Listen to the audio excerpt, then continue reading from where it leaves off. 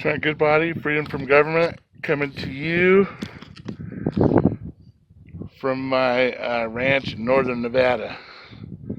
I just wanted to talk today. Hold on, I can't do this with these. Sorry,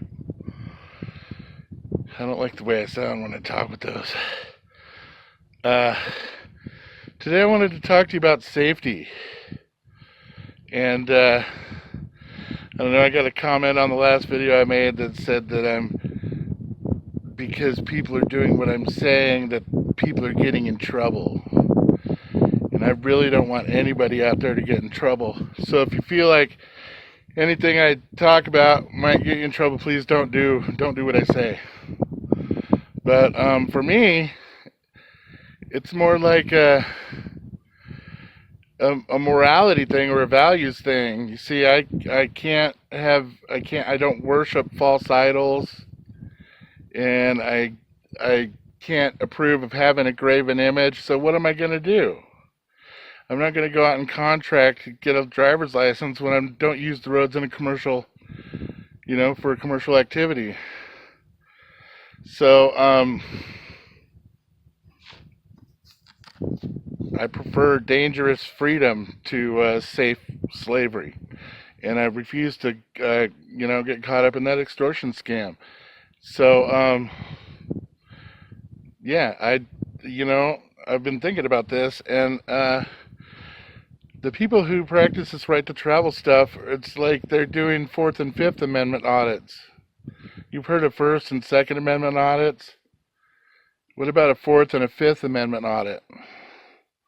Fourth Amendment protects you from unlawful searches and seizures, but you know how they get us is by getting us to rat on ourselves, by telling on ourselves. What do they ask you to do? Produce documentation, first thing. So that means you're not secure in your papers, persons, or effects if they can just come up to you demanding documentation. The only exception to that is if you have a driver's license. I bet somewhere on the application or somewhere you agree to surrender the license upon request. But, it's kind of like the same idea as it's a contract. It's the same idea as like someone being on probation. That's a contract also. If you're on probation and the cops come up to you and ask you on probation, you have to say yes.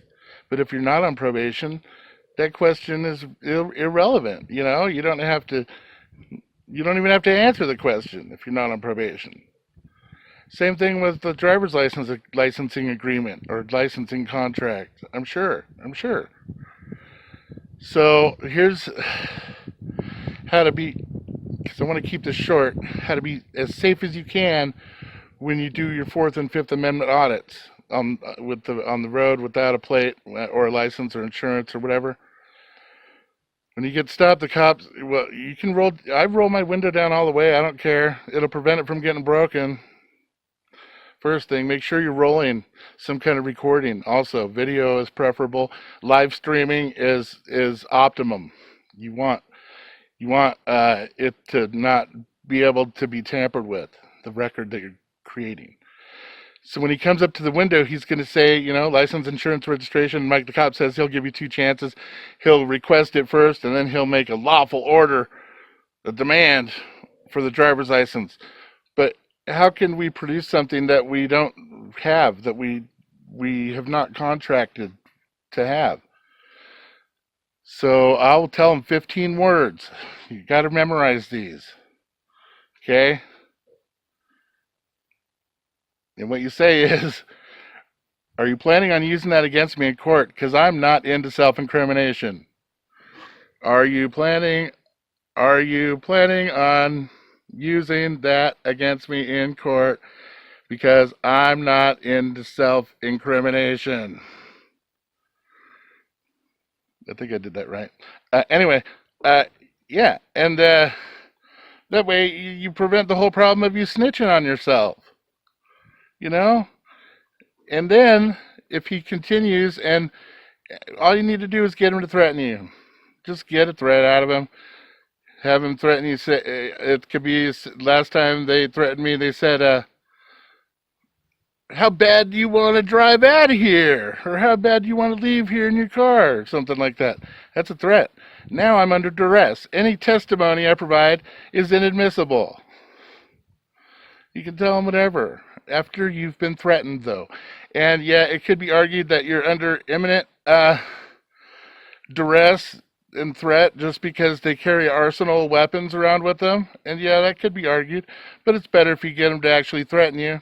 You know, why not? They're going to probably do it anyway. And then give them whatever they want. And let's see how many videos we can get of successful Fourth and Fifth Amendment audits, you know? So, yeah, I just wanted to shoot you guys another video, but I want to keep it short because they take a while to upload from out here in the middle of nowhere. But I want to give you one last look at what I'm dealing with out here. This is my clubhouse. It's 6 feet in the air, and I'm probably not going to do much work on it until next spring. But yeah, if you guys want to come out to visit or camp or whatever, just send me a message. You know, get a hold of me, and we can hook that up. And if you want to, you know, support me in my endeavors to help people achieve freedom, you know, people say, yeah, you're going to get people in trouble, but, you know, did Rosa Parks look at it like she was going to get in trouble? No, she was doing it based on a principle and morality, you know? So that's what you know, it's, by all means, if you want to be, you know, do the easy thing, the safe thing, and not get in trouble, you know, everybody has their free will, and that's a gift that's given to us. But one last little thought I wanted to leave you with is, you know, if I'm gonna get in trouble a little bit here on Earth, it's well worth it, because I don't want to spend an eternity of being in trouble. You know what I mean? For disobeying God. So it's a beautiful day out here, man. I love how the sun comes out. But I'm gonna wrap it up with that, and you know. Well, actually, I want to say one more thing. If a prosecutor wants to prosecute you against your beliefs, your morality, then he'll end up taking the wrath for that, you know, in the next realm. So, peace be with you, all my brothers and sisters. I love you, and I'll make another video soon. I love getting in touch and communicating with you. All right, peace.